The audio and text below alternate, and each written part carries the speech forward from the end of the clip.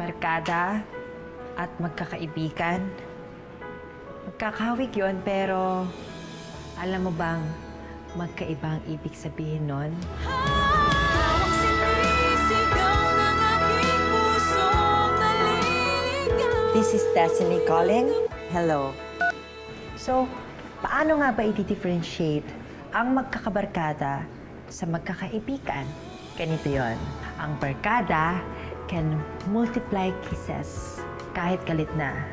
Pero kapag wala na kayong exchange of positive emotion or experience, ay kayang-kayang mawala nun. Kayang-kayang iwan ka o ipagpalit sa ibang kabarkada niya. Ang tunay naman na kaibigan prefers to offer open rebuke than makipag-etyosan. Siya yung hindi mo man kabarkada, willing na sabihin sa'yo o saktan yung feeling mo kasi sinasabi niya yung totoo.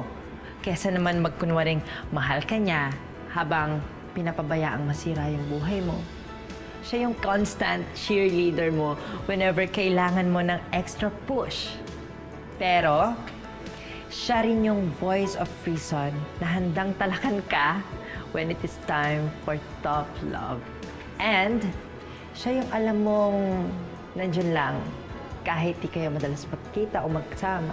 This person's very existence makes you stronger. Blessing na si ate. Ay ate ko na, best friend ko pa.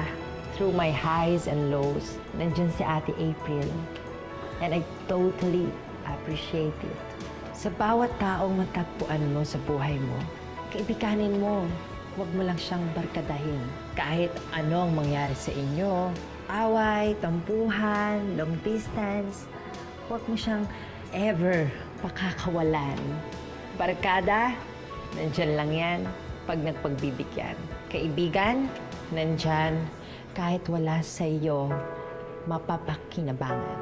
This is Destiny calling. Please pick up and say hello.